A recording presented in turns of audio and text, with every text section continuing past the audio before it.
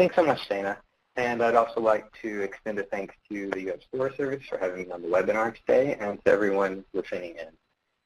For me as a health geographer, which is an inherently multidisciplinary discipline, it's really exciting that, I work all day with a bunch of cardiologists and environmental folks and get these opportunities to speak with diverse audiences like the U.S. Forest Service and urban foresters and everyone else that might be on this webinar today.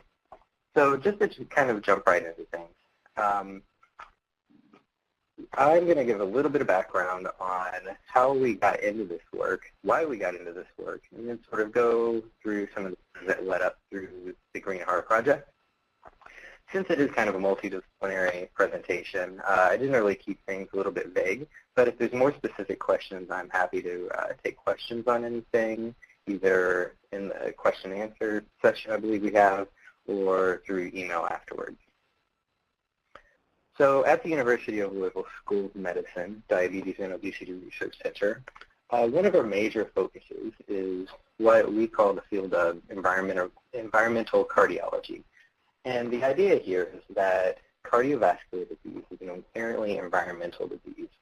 And what that means is that environmental influences, whether they be physical or social, play huge roles on risk of cardiovascular disease.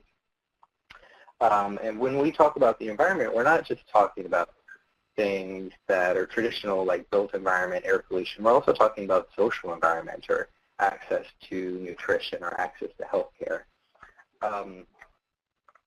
And when you look at all these social influences, when you look at all these access influences, about 80% of cardiovascular disease can really come down to lifestyle choices in terms of what people are eating, how much people are exercising, how much people stress are under. But it's our belief that the environment really determines those lifestyle choices. And then also you've got the environment on top of that, which leads to other forms of stress or pollution, contamination that is particularly toxic to the cardiovascular system. So there's a lot of research out there showing that air pollution is one of those things that is particularly toxic to the cardiovascular system, and that's one of the things we really focused on in terms of our research. When you look at cardiovascular disease and air pollution, you can basically attribute the global burden of disease about, one of the leading causes of the global burden of disease are forms of air pollution. So you can see here on this chart, at the top you have tobacco, second you have tobacco smoke, which is kind of a form of air pollution. It's a little bit different.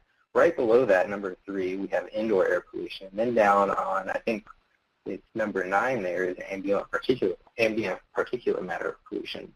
And what you're seeing in blue there are basically causes of death, or causes, the type of disease. And of those types, about 80% of what's being caused by forms of air pollution is cardiovascular in nature. So to us, it's a really big deal that we kind of delve into these issues of air pollution and their effects on the cardiovascular system, and just as importantly, what you can do about them. So with that in mind, we started the Louisville Healthy Heart Project. So the Healthy Heart Project enrolled, I believe we're at about 1,000 participants now across Jackson County, Kentucky. And the original goal was to look at associations between environmental factors and cardiovascular disease. So we started on this looking mainly at air pollution, and we got a lot of good results. We've learned a lot of things. But in that process, we looked at numerous other environmental factors. And we found, once we started looking at variables of greenness, green spaces, access to green spaces, that this plays just as large of a role in cardiovascular disease and risk as anything else that we're seeing, which really, really surprised us. So at this point, that was probably about 3 or 4 years ago, and we really initiated a lot of new research to delve into why this might be. So to look at greenness, just a little bit of background here. We started off looking at what we call, or what's called the Normalized Difference Vegetation Index, which is a satellite-derived measure of greenness. It basically looks at sunlight reflected back into space and the ratio of different spectrum of that sunlight, and And we can determine at 30 by 30 meter resolution basically how much photosynthetic activity is on the ground. So we can then cross-reference that with all of our study participants and look at associations between greenness where they live and cardiovascular disease and exposures. So in doing that, we found a lot of really interesting associations between risk and outcome and also exposure to pollutants and cardiovascular disease. And it was this work that really led us into the Green for Good project, which you can kind of think of, I'll get into Green Heart here in a minute, as a small-scale Green Heart project, where we kind of wanted to look at, in a more experimental fashion, the associations between vegetation and pollutant exposure. So in this project, we basically found a school in Louisville, Kentucky that was very close to a major roadway carrying about 60,000 vehicles per day. And between the roadway and the school, there was an open lawn. So we partnered with the city of Louisville and received a sustainability grant to go into that school, so there's a photo of the school right there, and plant half of the lawn in front of the school. And before we planted the lawn, we enrolled about 80 faculty and staff from the school into the study. And then we also did air monitoring basically in front of where this vegetative buffer would be placed and from one side to another. So once we planted, and then here's a diagram of some of the air monitors we placed so we could evaluate that. And then here's an image before the planting with one of our air monitors actually in the lawn. And then after the planting.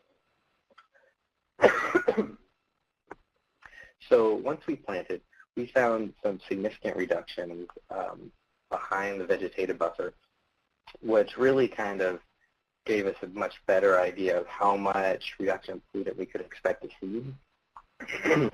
Immediately behind the buffer, there was about an 80% reduction in some ultrafine particulate matter. But as you basically moved away from the buffer, that effect kind of tailed off. So it's our belief this particular buffer was only about 300 meters long. So we think that a larger buffer would have a much better effect further away where the school is. But all of this work basically led us into the Green Heart Project. And I apologize, my throat's a little bit scratchy right now. But the central hypothesis is that exposure to neighborhood green space diminishes cardiovascular risk by decreasing levels of ambient air pollution.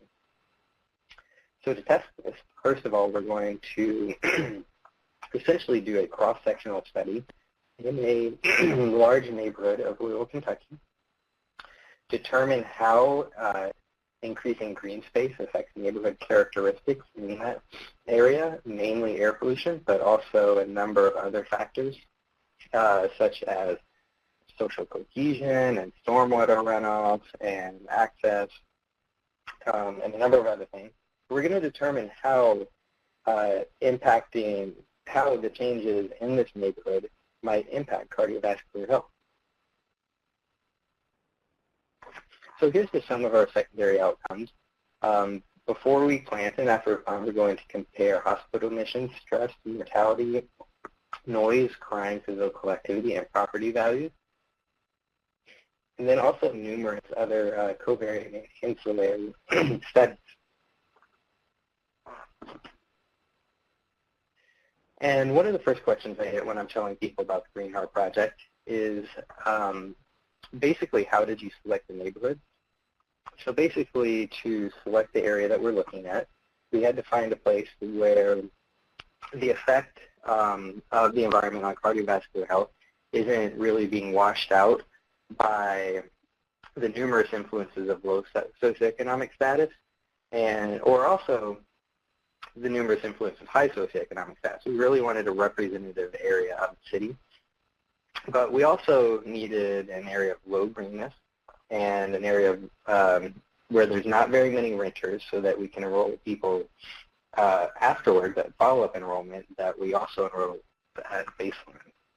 And then also we needed a high-density residential area so that we didn't have to plant just a giant area. So we ended up in the Oakdale area of Louisville, Kentucky. And then from here, that's kind of the background of the project. I'm going to go ahead and hand it over to Chris Chandler, and he can kind of tell you more about how we're planning to actually pull this thing off.